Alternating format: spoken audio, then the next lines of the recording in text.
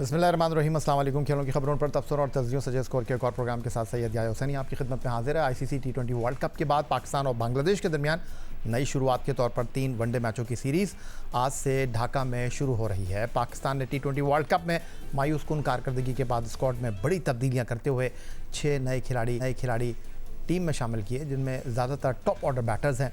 इस सूरत हाल में मोहम्मद रिजवान और सलमान अली आगा जैसे तजुर्बाकार खिलाड़ियों पर बैटिंग लाइनअप को संभालने की बड़ी जिम्मेदारी होगी। दूसरी जानिब बांग्लादेश तकरीबन 3 माह बाद बैनुल-अक़वामी क्रिकेट में वापसी कर रहा है। मेज़बान टीम ने मिडल ऑर्डर को मजबूत बनाने के लिए लुटन दास और आफिफ हुसैन को दोबारा टीम में शामिल किया है, जबकि ओपनर सैफ हसन और सोमिया सरकार से जारहाना आगाज़ की तवक्को की जा रही है। बॉलिंग में बांग्लादेश की ताकत तास्किन अहमद और मुस्तफ़िज़ुर रहमान जैसे फास्ट बॉलर हैं, जबकि पाकिस्तान को कप्तान शाहीन शाह अफरीदी से नई गेंद के साथ उम्दा कारकर्दगी की उम्मीद है। शाहीन इस सीरीज़ में बतौर कप्तान मुसलसल तीसरी वनडे सीरीज़ जीतने के लिए पुरअज़्म दिखाई देते हैं। ढाका के शेर बंगला क्रिकेट स्टेडियम के पिच रिवायती तौर पर स्पिनर्स के लिए मददगार समझी जाती है, ताहम कोचेस के मुताबिक इस बार पिच कुछ बेहतर नज़र आ रही है। दिलचस्प बात यह है कि पाकिस्तान ने बांग्लादेश के खिलाफ अपनी आखिरी होम वनडे सीरीज़ 3-0 से जीती थी, जिसके बायस इस सीरीज़ में भी सख्त मुकाबले की तवक्को की जा रही है। बांग्लादेश के खिलाफ पहले वनडे इंटरनेशनल के लिए पाकिस्तान क्रिकेट टीम ने 3 नए खिलाड़ियों को डेब्यू कराने का फैसला किया है। आईसीसी टी20 वर्ल्ड कप 2026 की 7 इनिंग में 383 रन 2 सेंचुरी की मदद से बनाने वाले साहबजादा फरहान को उनकी मेहनत का फल मिल रहा है और अब वो वनडे टीम में बतौर ओपनर खेलेंगे। इसके साथ साथ 28 लिस्ट ए मैचों का तजुर्बा रखने वाले बैटिंग ऑलराउंडर मां सदाकत भी अपना वनडे डेब्यू करेंगे और बाएं हाथ से इनिंग का आगाज़ करने वाले शामिल हुसैन भी ग्रीन कैप हासिल करने में कामयाब रहेंगे। पाकिस्तान वनडे क्रिकेट टीम के कप्तान शाहीन शाह अफरीदी ने गुज़िश्ता रोज़ ट्रॉफी की रोनुमाई के बाद प्रेस कॉन्फ्रेंस करते हुए कहा कि सीरीज़ में 3 खिलाड़ी अपना इंटरनेशनल डेब्यू करेंगे। मां सदाकत बतौर ओपनर इनिंग का आगाज़ करेंगे, जबकि शामिल हुसैन 1 डाउन पोजीशन पर बल्लेबाजी करेंगे। उनके साथ साहबजादा फरहान भी डेब्यू करने वाले खिलाड़ियों में शामिल हैं। शाहीन शाह अफरीदी ने मजीद कहा कि प्लेइंग 11 का फैसला टीम कॉम्बिनेशन और पिच की सूरत हाल को मद्देनजर रखते हुए किया जाएगा। स्क्वाड में शामिल ज़्यादातर खिलाड़ी लिस्ट ए क्रिकेट और पाकिस्तान शाहीन की नुमाइंदगी कर चुके हैं, जबकि मां सदाकत और साहबजादा फरहान जैसे चंद खिलाड़ी बांग्लादेश में खेलने का तजुर्बा भी रखते हैं। Yeah, there will be like 3 debuts, of course. Safzada will be he's a top performer in T20 and in one days, and also in List A cricket for Pakistan. He did well. There will be Maha Sadakat will be open and Shamil Hussain will be 1 down. So there will be a 3 debut team, and I hope they will play their own game and show their skills. So we also as a team very excited to see them and play there for Pakistan, and not just for one series and for future as well.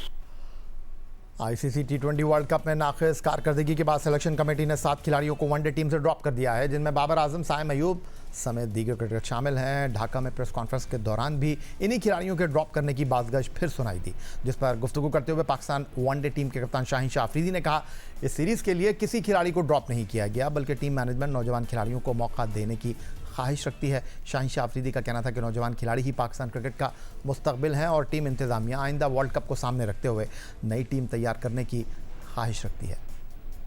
Look, no one drop for this series. We just want to give opportunity for our youngsters, and they also are our future.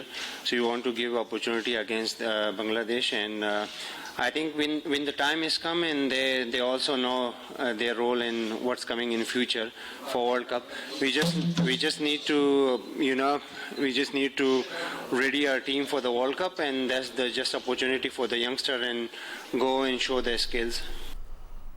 ICC की मौजूदा one day ranking में Pakistan 4थी position पर बराजमान है और बांग्लादेश का इस फहरिस्त में 10वां नंबर है। दोनों टीमों के दरमियान बाहमी मैचों के नताइज की बात की जाए तो पाकिस्तान को बांग्लादेश पर वाज़ेह सबकत हासिल है। दोनों टीमों के दरमियान 39 एक रोज़ा बैनुल-अक़वामी मैचेस खेला जा चुके हैं, जिसमें 34 में पाकिस्तान कामयाब रहा। सिर्फ 5 मैचों में उसे नाकामी का सामना करना पड़ा, लेकिन पाकिस्तान ने बांग्लादेश के साथ जो आखिरी वनडे सीरीज़ 2015 में खेली थी, वहां पाकिस्तान को बांग्लादेश के हाथों 3-0 की क्लीन स्वीप का सामना करना पड़ा था। आईसीसी टी20 वर्ल्ड कप 2026 में पाकिस्तान के स्टार बैटर बाबर आजम की कारकर्दगी इंतहाई मायूस कुन रही। बाबर आजम पूरे टूर्नामेंट में तवक्कुआत पर पूरा ना उतर सके और उन्होंने वर्ल्ड कप में खेली गई 4 इनिंग में सिर्फ 91 रन स्कोर किए, जिसके सबब उनकी फॉर्म पर शदीद सवालात उठाए गए। इसी तनाजुर में अब एक नई बहस जन्म ले रही है। ज़राए के मुताबिक कौमी टीम मैनेजमेंट की हिदायत पर बाबर आजम ने कुछ अरसे क्रिकेट से आराम करने का फैसला किया है और वो जारी नेशनल T20 कप में लाहौर वाइट्स की नुमाइंदगी नहीं करेंगे। बताया गया है कि टीम मैनेजमेंट ने उन्हें यह टूर्नामेंट खेलने की हिदायत नहीं दी, जबकि बाबर आजम ने लाहौर वाइट्स को अपनी अदम दस्तयाबी से भी आगाह कर दिया है। दिलचस्प और कदर मुतनाज़ा पहलू यह है कि बांग्लादेश के ख़िलाफ़ सीरीज़ के लिए ड्रॉप होने वाले तकरीबन तमाम खिलाड़ी नेशनल T20 कप में शामिल हैं। ताहम अपनी फॉर्म और रिदम बेहतर बनाने के हवाले से बाबर आजम इस टूर्नामेंट से ब्रेक ले रहे हैं। यही वो सवाल है जो क्रिकेट हलकों में ज़ेर बहस है कि अगर दीगर खिलाड़ियों को डोमेस्टिक क्रिकेट के ज़रिए ख़ुद को साबित करने का मौका दिया जा रहा है तो फिर बाबर आजम को इस अमल से अलग क्यों रखा जा रहा है? क्या टीम मैनेजमेंट के मुस्तकबिल के मंसूबों में उनका किरदार पहले जैसा वाज़ेह नहीं रहा? ज़राए के मुताबिक बाबर आजम ने इस दौरान इंफरादी तौर पर कोचेस के साथ नेट्स में ट्रेनिंग शुरू कर दी है और उनकी तवज्जो आइंदा पाकिस्तान सुपर लीग पर मरकूज़ है, जहां वो पेशावर ज़ल्मी की जानिब से इनिंग का आगाज़ करेंगे। इत्तलात ये भी हैं कि बाबर आजम अपनी पुरानी बैटिंग टेक्निक को बहाल करने पर काम कर रहे हैं। ताहम साबिक क्रिकेटर्स के मुताबिक सिर्फ नेट्स में ट्रेनिंग के साथ आप फॉर्म वापस नहीं ला सकते, ये आसान नहीं होता। असल बेहतरी मुकाबला जाती मुकाबलों में खेल कर आती है, जहां दबाव, मुख्तलिफ बॉलर्स और मैच की सूरत हाल का सामना करना पड़ता है। यही वजह है कई साबिक क्रिकेटर्स के नज़दीक अगर बाबर आजम वाकई अपनी टेक्निक बेहतर करना चाहते हैं तो उन्हें डोमेस्टिक क्रिकेट में ज़्यादा मैच खेल कर रिदम हासिल करना होगा, क्योंकि नेट्स की प्रैक्टिस और हकीकी मैच के दबाव में ज़मीन आसमान का फ़र्क हुआ करता है। इस मामले पर बात करते हैं पाकिस्तान टेस्ट टीम के साबिक कप्तान विकेट कीपर राशिद लतीफ़ साहब के साथ। इस्लामाबाद से टेलीफोन लाइन पर हमें वो ज्वाइन कर रहे हैं। साबिक टेस्ट कप्तान राशिद लतीफ़ साहब, पहले ये इत्तलाई कि national T20 cup Babar Azam नहीं खेल रहे, फिर उन्हें लाहौर वाइट्स की टीम में शामिल कर लिया गया और अब ये खबर सामने आई है कि टीम मैनेजमेंट की हिदायत पर उन्हें नेशनल T20 से आराम करने के लिए कह दिया गया है और वो नेट पर अपनी टेक्निक बेहतर करेंगे। आपका क्या मौक़िफ़ है इस तमाम सूरत हाल पर? बाबर आजम का T20 अगर तो पाकिस्तान क्रिकेट बोर्ड विलिंग है इसको फ्यूचर में T20 खिलाने के लिए तो ज़रूर खेलना चाहिए, और अगर तो इसका फ्यूचर नहीं है T20 के लिए तो फिर इसके ऊपर छोड़ देना चाहिए कि अभी वर्ल्ड कप खेल के आए और उसके बाद फौरन ही आपका T20 है, ये उसके बाद PSL है। मेरे ख्याल से वेट करें, अगर वो नहीं खेल रहा है या लाहौर नहीं खिला रहा तो PSL का वेट करेंगे। PSL में तो खेल लेगा, जाहिर सी बात है, कॉन्ट्रैक्ट साइन किया हुआ है। और यहाँ पे PCB जोर लगा सकती थी क्योंकि वो सेंट्रल कॉन्ट्रैक्टेड प्लेयर है। सेंट्रल कॉन्ट्रैक्टेड प्लेयर को PCB बोल सकती है कि आप ये टूर्नामेंट खेले। मेरे ख्याल से ये बात हम PCB पे छोड़ देते हैं कि आया उन्होंने बाबर आजम से कोई बात की कि खेलना है नहीं खेलना, और ये पूरा PCB का मामला है कि उनका सेंट्रल कॉन्ट्रैक्टेड प्लेयर अगर नहीं खेलेगा तो PCB उसको बोल सकता है खेले या ना खेले। खेले तो शौक पूरा करे अपना, अच्छा है, क्रिकेट खेलना तो जरूरी है। और अगर नहीं भी खेलता तो 15 दिन के बाद PSL स्टार्ट हो रहा है तो उसमें वो खेलेंगे। ये थे पाकिस्तान के साबिक टेस्ट कैप्टन राशिद लतीफ़। उधर पाकिस्तान के former test opener Ahmed Shahzad अब बाबर आजम के नेशनल T20 खेलने पर क्या तबसरा करते हैं? हमने उनसे रब्ता किया है। किसी खिलाड़ी का डोमेस्टिक ना खेलने का ज़िम्मेदार पाकिस्तान क्रिकेट बोर्ड है। अगर टीम मैनेजमेंट ने ऐसा मशवरा दिया है तो PCB को इस पर अमल दरामद नहीं कराना चाहिए था? अहमद भाई, मुझे नहीं पता इस बात में कितनी सदाकत है कितनी नहीं है, नहीं तो I don't think it's a wise decision basically. जितना हमने देखा है, मेरे 8 कमबैक हैं, तो जब भी ऊपर से प्रॉब्लम होती है तो इंसान डोमेस्टिक क्रिकेट में जाके अपनी बेसिक्स पे काम करता है, प्रेशर से बाहर जाता है, वहाँ पे फेलियर से सीखता है, ठीक है, थोड़ा ग्राउंडेड होता है, एक्सेप्टेंस आती है, गलतियाँ करता है, उस गलतियों के साथ साथ ही कोचेस पे काम होता है, आप मैच के अंदर ही बेहतर होते हैं। तो मुझे नहीं पता है कि इतना क्यों दिल पे ले लिया है इन्होंने डोमेस्टिक खेलने को, कि वो डोमेस्टिक को कुछ समझते ही नहीं है। तो ये तो बेसिकली आपके पाकिस्तान क्रिकेट बोर्ड की नाअहली है और ये वीकनेस है पाकिस्तान क्रिकेट बोर्ड की। बाबर आजम का कुछ नहीं है, उन्होंने क्या जबरदस्ती थोड़ी सारी चीजें कर रहे हैं।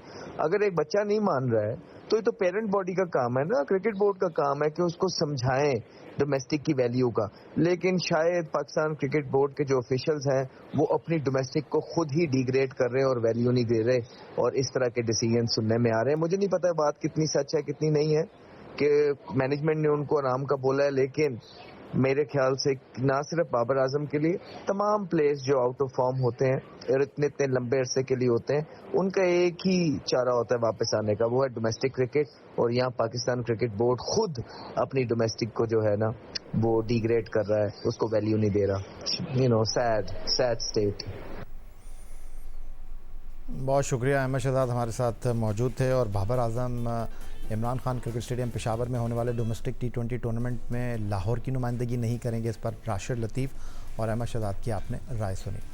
उधर ICC T20 वर्ल्ड कप 2026 का अख्ताम भारत की फतह के साथ हो चुका है। तमाम टूर्नामेंट में पाकिस्तान की कारकर्दगी बदस्तूर तनकीद की जद में है। खासतौर पर 15 फरवरी को कोलंबो में रवायती हरी भारत के हाथों 61 रन की शिकस्त ने कौमी टीम की मायूस कुन कारकर्दगी पर मज़ीद सवालात खड़े कर दिए थे।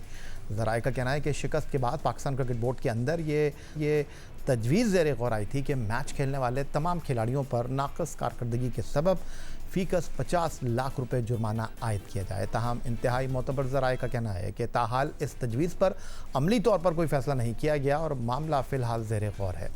बोर्ड के अंदरूनी हलकों के मुताबिक chairman Pakistan cricket board Syed Mohsin Raza Naqvi कौमी टीम की हालिया कारकर्दगी से खासे नाखुश हैं और मुस्तकबिल में डिसिप्लिन और परफॉर्मेंस के हवाले से सख्त इक़दाम करने का इरादा रखते हैं। उनका मौक़िफ़ है कि बोर्ड खिलाड़ियों को हर मुमकिन सहूलियात फराहम करता है, इसलिए मैदान में नताइज भी इसी मयार के होने चाहिए।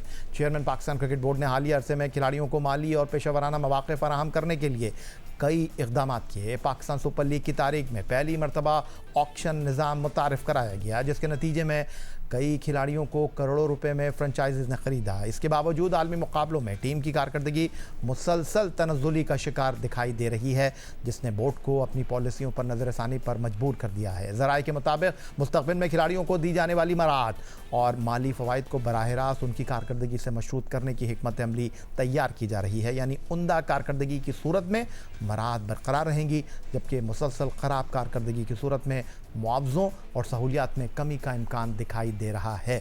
पाकिस्तान क्रिकेट बोर्ड कौमी टीम के खिलाड़ियों को सेंट्रल कॉन्ट्रैक्ट के तहत सालाना करोड़ों रुपए के मुआहिदों और मुख्तलिफ सहूलियात फराहम करता है। ताहम अब इशारे मिल रहे हैं कि मुस्तक़बिल में सिर्फ नाम या माजी की शोहरत नहीं, बल्कि मैदान में हकीकी कारकर्दगी ही खिलाड़ियों के माली और पेशेवराना मुस्तक़बिल का तयन करेगी। नाकामी की सूरत में खिलाड़ियों को न सिर्फ जवाबदेह होना पड़ेगा, बल्कि मराहत में कमी का सामना भी करना पड़ सकता है। अब कुछ बात कर लेते हैं। इस्लामाबाद में inter board committee of chairman के सेक्रेटेरिएट में national education hockey coordination committee के अहम इजलास के हवाले से, जिसमें तालीमी निज़ाम के ज़रिए पाकिस्तान के कौमी खेल की बहाली और फ़रोग़ के लिए कौमी हिकमत अमली पर गौर किया गया। इजलास की मुश्तरका सदारत डॉक्टर ग़ुलाम अली मल्ला और मोइनुद्दीन अहमद वानी ने की। इजलास में मुख्तलिफ तालीमी बोर्ड्स के directors of physical education, Pakistan hockey federation के नुमाइंदों और साबिक़ ओलंपियन हसन सरदार, इस्लाउद्दीन सिद्दीकी और ख्वाजा जुनैद ने शिरकत की। इजलास के दौरान स्कूलों और तालीमी बोर्ड के ज़रिए हॉकी के फ़रोग़ के लिए IBCC PHF school and inter board hockey revival program 2026 से 2029 पेश किया गया, जिसका मकसद तालीमी इदारों से कौमी सतह तक हॉकी टैलेंट को मुनज़्ज़म अंदाज में आगे लाना है। इस प्रोग्राम के तहत स्कूल सतह पर हॉकी के फ़रोग़, इंटर बोर्ड मुकाबलों के इनेकाद और नौजवान खिलाड़ियों की तरबियत पर खुसूसी तवज्जो दी जाएगी। इजलास के शुरका ने इस मनसूबे को खुशाइंद करार देते हुए इस अज़्म का इज़हार किया कि तालीमी इदारों और खेल के इदारों के बाहमी ताउन से पाकिस्तान में हॉकी के सुनहरे दौर को दोबारा बहाल करने के लिए मुश्तरका कोशिशें की जाएँ। इस मकसद के लिए साबिक़ ओलंपियंस की शमूलियत से एक मुश्तरका स्टीयरिंग कमेटी भी तश्कील दी जाएगी। प्रोग्राम के हिस्से में बात करेंगे पाकिस्तान सुपर लीग सीज़न 11 की ट्रॉफ़ी की तकरीब रोनुमाई के हवाले से, जो आज नेशनल स्टेडियम कराची में मुनक़्क़िद हो रही है, जिसके साथ ही टूर्नामेंट की सरगर्मियों का बाज़ाब्ता आगाज़ हो जाएगा। इस मौके पर लीग के शेड्यूल की तफसीलात भी सामने आ गई हैं। ऐलान करदा शेड्यूल के मुताबिक पाकिस्तान सुपर लीग सीज़न 11 का इनेकाद 26 मार्च से 3 मई तक होगा, जिसके दौरान मजमूई तौर पर 44 मैचेस मुनक़्क़िद होंगे। इस सीज़न की ख़ास बात यह है कि पहली मरतबा 8 टीमें लीग में शिरकत कर रही हैं, जिनमें 2 नई फ्रेंचाइजीज़ हैदराबाद किंग्समैन और रावलपिंडी लेग में शामिल होंगी। लीग मरहले में हर टीम 10 मैचेस खेलेगी, जबकि प्ले ऑफ मरहला 28 अप्रैल से शुरू होगा। टूर्नामेंट का इफ्तिताही मैच कदाफ़ी स्टेडियम लाहौर में खेला जाएगा। पाकिस्तान सुपर लीग सीज़न 11 के मुकाबले मुल्क के 6 मुख्तलिफ शहरों में मुनक़्क़िद होंगे। इस बार इकबाल स्टेडियम फैसलाबाद और इमरान खान क्रिकेट स्टेडियम पेशावर पहली मरतबा लीग के मुकाबलों की मेज़बानी करेंगे। शेड्यूल के मुताबिक पिंडी क्रिकेट स्टेडियम में एक क्वालिफाइड समेत 11 मुकाबले मुनक़िद होंगे, जबकि गद्दाफ़ी स्टेडियम लाहौर मजमूई तौर पर टूर्नामेंट में सबसे ज़्यादा 15 मैचों का मेज़बान होगा। फैसलाबाद में पहली बार 7 मैचेस मुनक़िद होंगे, जबकि पेशावर का इमरान खान क्रिकेट स्टेडियम भी पहली मरतबा पाकिस्तान सुपर लीग के मुकाबलों की मेज़बानी करेगा। इस तरह मुल्तान क्रिकेट स्टेडियम में 4 मैचेस खेले जाएंगे, जिनमें मुल्तान सुल्तान एक्शन में दिखाई देगी, जबकि कराची के नेशनल स्टेडियम में 6 मैचेस शेड्यूल किए गए हैं। पाकिस्तान सुपर लीग सीज़न 11 के दौरान शायकीन क्रिकेट को भरपूर एक्शन देखने को मिलेगा, क्योंकि टूर्नामेंट में मजमूई तौर पर 12 डबल हेडर्स भी मुनक़िद होंगे। पाकिस्तान सुपर लीग सीज़न 11 और ट्रॉफ़ी की रोनुमाई और दिफाई चैम्पियन लाहौर कलंदर की तैयारियों पर गुफ्तगू करने के लिए हमारे साथ लाहौर से वीडियो लिंक पर मौजूद हैं पाकिस्तान सुपर लीग की मुतहर्रिक फ्रेंचाइज दिफाई चैम्पियन लाहौर कलंदर के मैनेजर, चीफ़ ऑपरेटिंग ऑफिसर और ओनर समीन राना साहब। खुशामदीद कहते हैं समीन आपको। और सबसे पहले तो ये जानना चाहूँगा कि पाकिस्तान सुपर लीग सीज़न 11 2026 और ओपनिंग मैच होम ग्राउंड पर आप खेलने के लिए मैदान में उतर रहे हैं हैदराबाद किंग्स मैन के खिलाफ। जी अस्सलाम वालेकुम या भाई, and thank you very much for inviting me. जी बड़ा एक्साइटिंग टाइम है, न्यू एरा है। 10 साल के बाद 2 नई टीमों के एडिशन और उसमें फिर नया एक्साइटमेंट भी काफ़ी सारी है। और पहला ही मैच जो है वो चैम्पियन लाहौर कलंदर टीम और न्यू टीम का जो हैदराबाद की उनके साथ होगा, तो we are looking forward to it and I think बड़ा मज़ा आएगा, बड़ा एक्साइटिंग मैच होगा। लाहौर का क्राउड हमेशा लाहौर कलंदर को सपोर्ट करता है, क्रिकेट को सपोर्ट करता है, तो मुझे बड़ी उम्मीद है कि हाउसफुल होगा इंशाल्लाह। हाउसफुल होगा और उसकी बुनियादी वजह जो एक कनेक्टिविटी है लाहौर की अपने होम क्राउड के साथ, और जो एक आपका बाउंड है अपने कोर टीम के खिलाड़ियों के साथ, उसको ऑक्शन भी मुतासर नहीं कर सका। शाहीन शाह अफरीदी आपके कप्तान, आपके पोस्टर बाय हारिस रऊफ़, फिर फ़खर ज़मान, ये वो 3 प्लेयर थे जिसके बारे में एक आम तासुर यही था कि जनाब शायद लाहौर कलंदर बमुश्किल 2 को रिटेन कर पाएगी। एक नाम और मैं भूल गया, वो ज़िम्बाब्वे T20 टीम के कप्तान सिकंदर रज़ा। जी बिल्कुल, ये वही ऑक्शन में हमारे लिए सबसे बड़ा चैलेंज ये था कि ऑब्वियसली ड्राफ्ट सिस्टम में तो हम रिटेंशन भी ज़्यादा होती थी और we were able to manage for last couple of years, but auction में ये चैलेंज था, डेफिनेटली था। और हमारी हमेशा से ख्वाहिश रही है कि जो अपनी कोर है उसको प्रोटेक्ट किया जाए, क्योंकि ये हमारी लर्निंग है। क्योंकि पहले 5 साल जो लाहौर कलंदर ने स्ट्रगल की, उसकी बुनियादी वजह ये थी कि हमारे पास हमारी कोर नहीं थी। और जब हमने एक एक करके एक हीरा चुन के अपनी कोर को डेवलप किया, और अल्हम्दुलिल्लाह मैं बड़े फख्र से ये बात कहता हूँ कि लाहौर ने इधर उधर से प्लेयर नहीं चुराए, उन्होंने अपने प्लेयर बनाए। और वो कोर जो है फिर उसी कोर की ही बदौलत, उसी टीम बॉन्डिंग की ही बदौलत लाहौर को कामयाबियां भी मिली। तो मेरा सबसे बड़ा चैलेंज ये था कि मैंने प्रोटेक्ट करना है उस कोर को, उन प्लेयर्स को जिन्होंने लाहौर को इतनी फतूहात दिलाई हैं और इतनी एक हमारा एक जो बॉन्ड बना हुआ है, हमारा जो कल्चर है, जिस तरह से हम एक फैमिली की तरह ऑपरेट करते हैं, वो हमारी सबसे बड़ी स्ट्रेंथ है। तो ऑक्शन में ये चैलेंज ज़रूर था, बट अल्हम्दुलिल्लाह अल्लाह ताला की मदद से हमने बहुत खुश उसलूबी के साथ जो अपनी कोर थी उसको प्रोटेक्ट किया। और आप ये देखें कि नॉर्मली 8 प्लेयर रिटेंशन होती थी, जिसमें आप 8 प्लेयर रख लेते थे, तो इस दफ़ा हम ऑक्शन के बावजूद अपने 7 प्लेयर जो हैं पुराने पिछले साल वाले दोबारा लेने में कामयाब हुए। तो मेरा ख्याल में ये हमारी एक बहुत बड़ी कामयाबी थी। That's wonderful Sameen. लेकिन अगर इस टूर्नामेंट की तरफ मैं आपको लेकर आऊँ, पहली मरतबा ऑक्शन इसमें हुआ, ड्राफ्ट जो था वो नहीं हुआ, तो अगर मैं आपसे ये जानने की कोशिश करूं कि क्या बुनियादी फ़र्क था और टीम कॉम्बिनेशन के हवाले से ऑक्शन कितना इम्पोर्टेंट था, और टीमों की जो कॉम्बिनेशन है ड्राफ्ट उसके लिए कितना अच्छा था, और ये जो टूर्नामेंट होने जा रहा है उस पर इसके क्या असरात होंगे? देखिए ऑब्वियसली ड्राफ्ट का तो एक ट्राइड एंड टेस्टेड मेथड था जिसमें बाय डिफॉल्ट ही ऑलमोस्ट जो थी वो टीमें जो है वो स्ट्रांग बन जाती थी सारी, क्योंकि आपकी टर्न्स है, आपको एक प्लेयर नहीं मिलेगा तो दूसरा नहीं तो तीसरा नहीं तो चौथा मिल जाएगा, तो उसमें थोड़ा सा प्रेशर कम होता है। जहाँ पे ऑक्शन की बात है वहाँ पे आपको काफी सारी प्लानिंग के बावजूद भी ऑक्शन टेबल के ऊपर बहुत सारी डिसीजन मेकिंग करनी पड़ती है और आपको बहुत ज्यादा अटेंटिव रहना पड़ता है। आपको कोशिश करनी पड़ती है कि आप अपने जो ऑब्जेक्टिव्स हैं उसको ऑलवेज रिकॉल करते रहें, अपने ज़हन में रखें कि आपको क्लैरिटी के साथ जाना पड़ता है ऑक्शन में।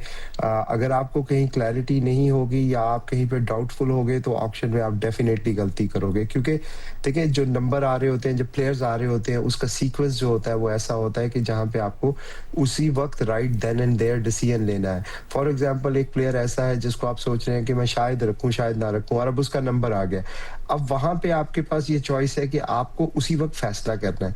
तो एक बड़ा अच्छा लर्निंग एक्सपीरियंस मेरे लिए भी था, बट मेरी जो हमारी जो प्लानिंग थी हमारी टीम की, मेरी अल्हम्दुलिल्लाह अल्हम्दुलिल्लाह हम उस प्लानिंग पे 100% पूरा उतरे और जो जो हमने टारगेट किया था, ऑब्वियसली एक पूरा प्लान होता है जिसमें आप कोशिश करते हैं कि आप मैक्सिमम लोगों को ले सकें, वो हमने अचीव किया। तो उस लिहाज से मुझे बड़ी खुशी है। ऑक्शन के अंदर आई थिंक ये चैलेंज अब सामने आएगा आने वाले दिनों में, टूर्नामेंट में आप देखेंगे क्या सारी टीमें बैलेंस बनी, ये तो टाइम ही बताएगा। पेपर पे तो लगता है कि सबकी टीम बहुत अच्छी है, बट आई थिंक टूर्नामेंट के अंदर जाके जब मैचेस शुरू होंगे तो फिर वो जो खामियां और खूबियां हैं वो खुल के सामने आएंगी। समीर नाना साहब, आप बहुत काम कूल रहते हैं, लेकिन आज कुछ बदले बदले से आप नज़र आ रहे हैं। आप कुछ ऐसा लग रहा है गुस्से में भी हैं, कुछ पैगाम भी देना चाहते हैं अपने मुखालिफिन को, क्या ऐसा ही है या ये मेरी सोच है? नहीं नहीं यार नहीं नहीं यार भाई, गुस्से में तो बिल्कुल नहीं हूँ। आपको पता है कलंदर गुस्सा करते नहीं होते, लेकिन मैं सिर्फ ये चाहता हूँ कि जो आपने सवाल पूछा उस पे मेरा एक पॉइंट ऑफ व्यू है जो मैं बताना चाह रहा था कि ऑक्शन वर्सेस ड्राफ्ट के ऊपर जो है वो बड़ी काफी डिबेट भी रही, काफी पॉइंट ऑफ व्यूज भी सामने आया, और मैं हमेशा से ये कहता रहा हूँ कि हमें वो चीज करनी चाहिए जो लीग के लिए बेहतर है। नो डाउट मुझे पर्सनली ऑक्शन में तो बहुत मजा आया और जो मेरे ऑब्जेक्टिव्स थे वो तो मैंने बहुत अच्छी तरह अचीव किए। अब सवाल ये है कि क्या बाकी टीमें जो हैं वो बैलेंस बनी है? मेरे ख्याल में तो ड्राफ्ट के अंदर ये खूबसूरती थी कि टीमें बैलेंस होती थी, लेकिन एक नई चीज है, एक नया हमने एक तजर्बा किया है। मैं उम्मीद करता हूँ कि ये तजर्बा अच्छा साबित हो, but again it's premature to say कि ये अच्छा होगा या गलत होगा। ये टूर्नामेंट की जो मैचेस की क्वालिटी है ये आपको बताएगी कि वो कैसा था। चलें, ये बात तो मैं आपकी मान लेता हूँ, लेकिन लाहौर कलंदर के बारे में एक आम राय जो कि ऑक्शन के बाद लोगों की थी, जो मैं आपके साथ यहाँ पर शेयर करना चाहूँगा कि लोगों ने कहा कि एक वफ़ादारी क्या होती है, एसोसिएशन क्या होती है, ये लाहौर कलंदर से सीखना चाहिए। उन्होंने अपनी कोर के लिए शाहीन शाह अफरीदी, सिकंदर रज़ा, फ़खर ज़मान, हारिस रऊफ़ को रिटेन करने के लिए अपना वॉलेट खाली कर दिया। बिल्कुल ऐसे ही है और हमें इस बात में बहुत क्लैरिटी थी। हमें कभी भी डाउट नहीं था कि हमने किन प्लेयर्स के पीछे जाना है और हमारे लिए वो इम्पोर्टेंट है और वो डिजर्व भी करते हैं। देखें, आप प्लेयर्स की बात करते हैं, अगर फ़खर ज़मान की बात करते हैं, फ़खर वो प्लेयर है जिन्होंने लाहौर के लिए 9 सीज़न खेले हैं और 9 में से मेरा ख्याल में मैक्सिमम सीज़न में हाईएस्ट नंबर ऑफ रन्स उन्होंने ही स्कोर किए हैं।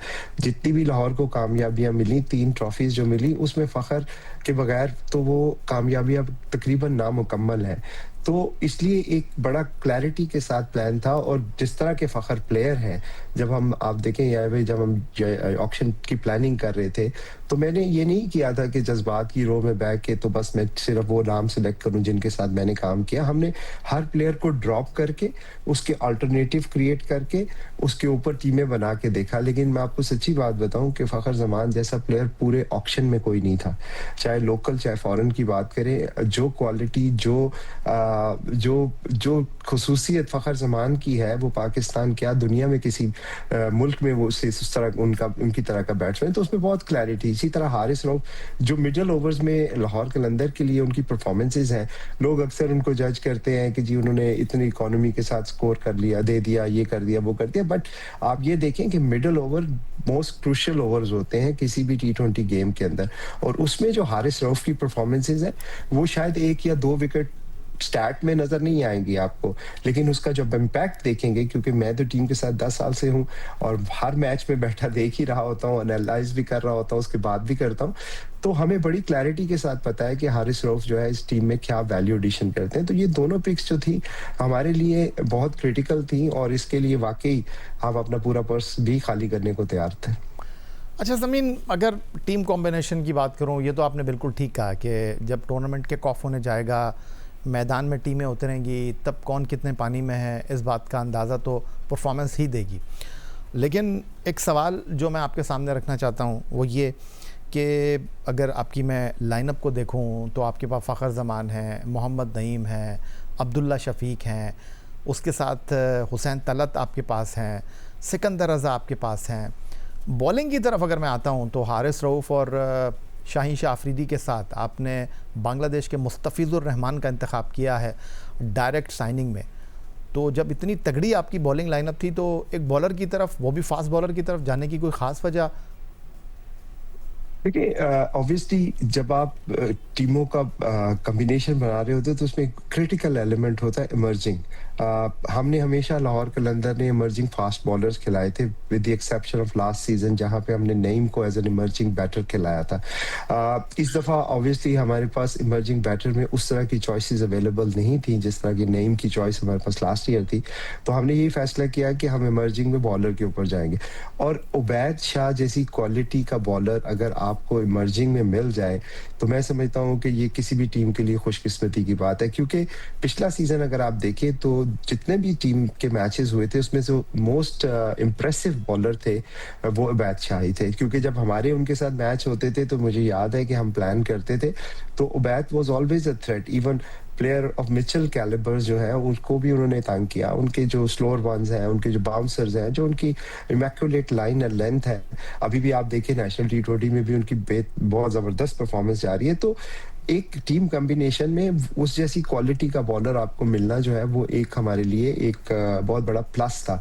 तो इसलिए हम उबैद शाह की तरफ भी गए। और जब आप टूर्नामेंट खेलने जा रहे होते हैं कोई जिसमें आपने 30 दिनों में 10 मैचेस खेलने हैं, और फास्ट बॉलर एक ऐसी कमोडिटी है जो किसी भी वक्त किसी भी निगल की वजह से इंजरी का शिकार हो सकते हैं, तो आपको अपनी कवरेज रखनी होती है। इवन आप पिछले सालों में भी देखें तो हम 5 से 6 फास्ट बॉलर्स के साथ जाते हैं, हालांकि खेलते तो 2 या 3 ही है या मैक्सिमम 4 खेल लेंगे, लेकिन आपके पास वो ऑप्शंस अवेलेबल होनी चाहिए। और हम ये एक्सपेक्ट करते हैं कि फास्ट बॉलर्स एक ऐसा आर्ट है जो किसी भी वक्त जो है वो अटैकिंग ऑप्शन है, वो गेम का नक्शा कभी भी बदल सकता है along with the leg spinner.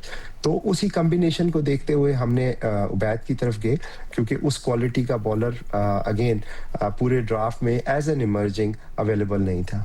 अच्छा, ओवरऑल अगर आपके स्क्वाड को हम देखते हैं, अगर निगाह डालते हैं उसके ऊपर, तो एक चीज़ बहुत वाज़ेह नज़र आ रही है कि ऑक्शन से पहले आपने जो अपनी शीट थी स्क्वाड की उसके ऊपर बहुत होमवर्क किया हुआ था। ख़ास तौर पर जो आपकी सबसे सरप्राइज़ पिक है वो उसामा मीर की है, क्योंकि माजी में आपके साथ बांग्लादेश के रशाद हुसैन जो हैं वो इस गैप को फिल करते रहे हैं। अफ़गानिस्तान के सिकंदर रज़ा आपके लिए बड़े वैल्यू ऐड करते रहे हैं।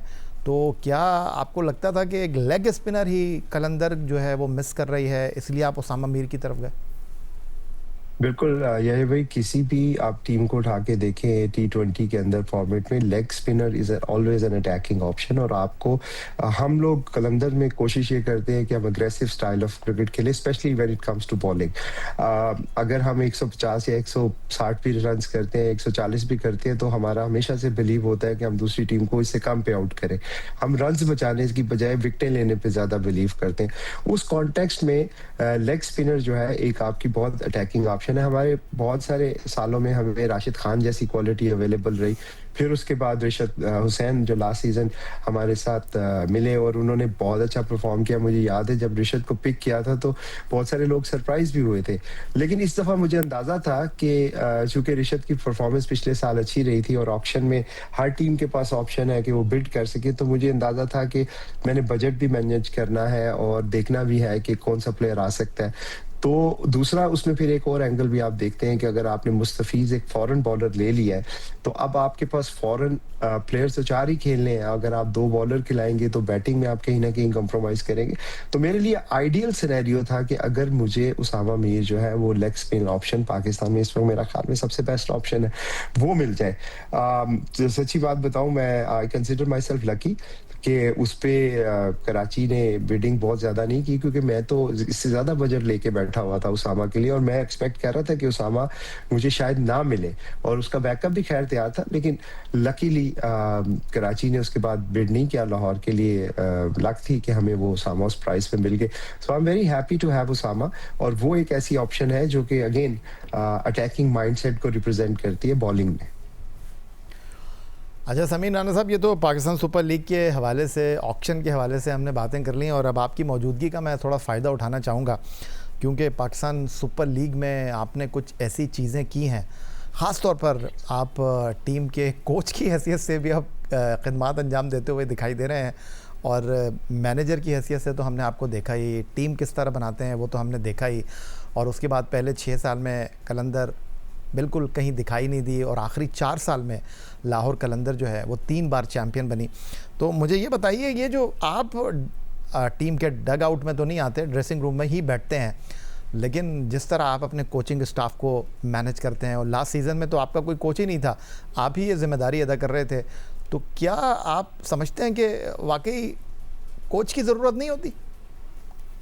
यार भाई 10 साल ऑब्वियसली मुझे हो गए हैं पीएसएल में, और 10 साल से ही मैं ड्रेसिंग रूम का हिस्सा हूँ, और शुरू से ही बहुत सारे कोचेस के साथ काम किया, बहुत सारे लेजेंड्स के साथ काम किया, और ऑब्वियसली जब आप काम करते हैं तो आपको सीखने का भी मौका मिलता है। तो कुछ ऐसा हुआ कि 7वें सीजन में भी जब हम पहली दफा ट्रॉफी जीते हैं तो अनफॉर्चुनेटली आकिब भाई लास्ट 3 मैचेस में, क्वालिफायर में, एलिमिनेटर में और फाइनल्स में, वो तो कोविड में थे, वो तो अवेलेबल नहीं थे, तो वहां पे भी मुझे ही मैनेज करना पड़ा।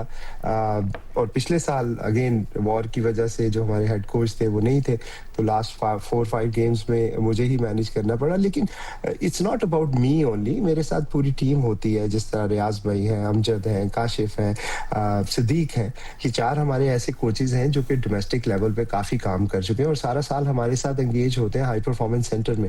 तो एज ए टीम वर्क काम होता है। ऑब्वियसली एक मैं होता हूँ, शहीन होते हैं, या हमारे कोचेज हैं, हम सारे मिल के फैसला करते हैं, और एक अच्छी हमारी केमिस्ट्री बनी हुई है, एक बॉन्डिंग बनी हुई है, वो respect each other decision, each other की जो ओपिनियन है उसको साथ लेके चला जाता है। It's all about man management. देखिए कोचिंग जो है, अगर मैं बात करूं फ्रेंचाइज क्रिकेट के अंदर, तो कोचिंग से बहुत ज्यादा ना मैन मैनेजमेंट की जरूरत होती है, क्योंकि आप 30 दिनों में कोई कोचिंग नहीं कर सकते। तो और फिर जब आप प्लेयर ले रहे हैं 8-8 करोड़ रुपए के हो, और आप एक कोच को लाए कि उसको 8 करोड़ वाले प्लेयर को वो सिखाए, तो फिर मेरा ख्याल में ये भी, क्योंकि जिन प्लेयर्स को आप इतने पैसे दे रहे हैं वो बहुत ज्यादा एक्सपीरियंस्ड है। हाँ, आपको उनको मैन मैनेज करनी होती है, उनको कंफर्ट देना होता है, उनको एनवायरनमेंट देनी होती है, उनको मेंटल क्लैरिटी देनी होती है, उनकी जो स्ट्रेसेस हैं उसको एड्रेस करना होता है। उसमें आपको हार्डकोर कोचिंग क्रिकेट स्किल्स से ज्यादा आपको पीपल मैनेजमेंट स्किल्स की जरूरत होती है, जो कि आई थिंक कॉर्पोरेट सेक्टर में अगर आपने काम किया हो तो आपके पास काफी सारी, it's like managing any other team, but जहां पे आपको क्रिकेटिंग रिलेटेड मैटर्स या स्ट्रेंथ की जरूरत पड़ती है, उसके लिए आपके पास टेक्निकल कोचेस अवेलेबल हैं, और हमारे पास भी हैं।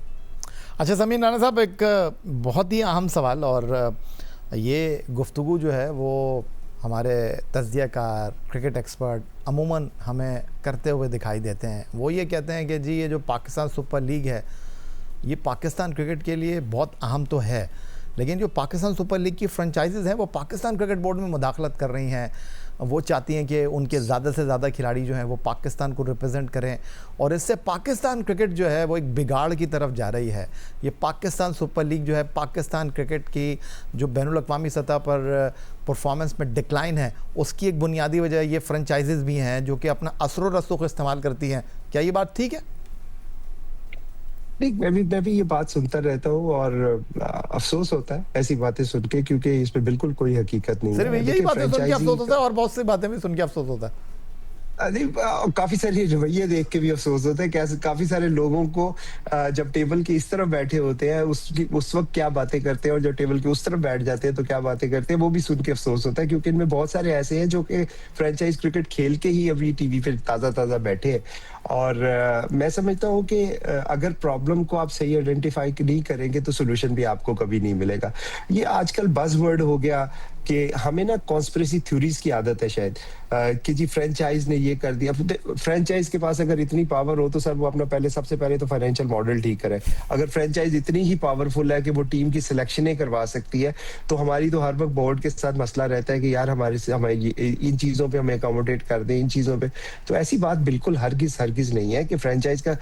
आप मुझे बताएं कि मेरा फॉर एग्जाम्पल क्या ताल्लुक है पाकिस्तान टीम की सिलेक्शन के साथ, और किस तरह से मैं मोहसिन नकवी साहब को या हमारे जो चीफ सिलेक्टर खैर अभी कोई नहीं है, हाँ लोग ये लिंक डेवलप करते हैं कि चूंकि आकिब जावेद ने 8 साल लाहौर कलंदर के साथ काम किया, लिहाजा आकिब जावेद जो है वो चूंकि वो कलंदर के साथ। तो काम तो आप बहुत सारे इदारों में करते हैं। अगर आप एक इदारे में काम करके दूसरे इदारे में चले जाते हैं तो क्या हर वक्त आप उसी इदारे की बात करते रहेंगे? तो ये बड़ा ही नैरो और बहुत ही सतही व्यू है। आई थिंक इसमें पॉपुलैरिटी शायद आपको मिल जाती है, आपको व्यूज मिल जाते हैं, एक कॉन्स्पिरेसी थ्योरी जनरेट हो जाती है। बट रियलिटी ये है कि जब से आकिब भाई ने लाहौर कलंदर छोड़ी है, मेरी हार्डली उनसे 2 मुलाकातें हुई और कभी फोन पे भी बात नहीं हुई, और ना मैंने कभी उनसे क्रिकेट डिस्कस किया। वो ऑब्वियसली आकिब जावेद मेरे से क्रिकेट तो नहीं डिस्कस करेंगे या फ्रेंचाइज से तो नहीं पूछ के डिसीजन करेंगे, वो उनका अपना डोमेन है और उनको किसी को प्रूव करने की तो जरूरत नहीं है। पाकिस्तान में क्रिकेट में मेरा ख्याल में 92 के वर्ल्ड कप में उन्होंने जो पार्टिसिपेशन की और उसके बाद जो उनकी खिदमत है वो सबके सामने। आप चले उनको छोड़ दें या कोई और भी कोच किसी के साथ अगर अटैच होते हैं तो इसका ये मतलब थोड़ी है कि वो सारी जिंदगी के लिए उस फ्रेंचाइज को फेवर करेगा। आई थिंक ये एक नैरेटिव बिल्ड हो जाता है, इसमें शायद लोगों को मजा भी आता है कि कॉन्स्पिरेसी, क्योंकि जब हार होती है ना तो उसका गुस्सा होता है। वो गुस्से को चैनलाइज आप बहुत सारे तरीकों से कर सकते हैं। अनफॉर्चुनेटली अगर हम उसे कॉन्स्पिरेसी थ्योरीज में चैनलाइज करेंगे तो यही होता रहेगा, इंप्रूवमेंट कोई नहीं आएगी। अगर आप सही प्रॉब्लम आइडेंटिफाई करेंगे ही तो आपको सोल्यूशन मिलेगा। उम्मीद करते हैं समीर राणा साहब ये सोल्यूशन तो आपने दे दिया है, सवाल का जवाब। अब इस सवाल के जवाब में से मज़ीद कहीं गुत्थियां जो हैं वो उलझ ना जाए। लेकिन बहरहाल आपका बहुत शुक्रिया हमें ज्वाइन करने के लिए, पाकिस्तान सुपर लीग के हवाले से अपने ख्यालात का इजहार करने के लिए। लाहौर कलंदर की जो स्क्वाड है उस पर आप किस हद तक मुतमईन हैं, ये हमने आपकी ज़बानी जाना। ये थे जनाब पाकिस्तान सुपर लीग की डिफेंडिंग चैम्पियन फ्रेंचाइज लाहौर कलंदर के owner, chief operating officer, manager Sameer Rana, Lahore से वीडियो लिंक पर हमारे साथ। यही आज का हमारा प्रोग्राम था। एक्स अकाउंट पर आप हमें फॉलो कर सकते हैं, ईमेल कर सकते हैं, अपनी राय से आगाह कर सकते हैं score@geo.tv पर। इस दुआ इस उम्मीद इस तवक्को के साथ कि पाकिस्तान में खेलो खिलाड़ी तरक्की करते रहें। सैयद याह्या हुसैन को स्कोर की पूरी टीम के साथ अगले प्रोग्राम तक के लिए इजाज़त दीजिए। अल्लाह हाफ़िज़।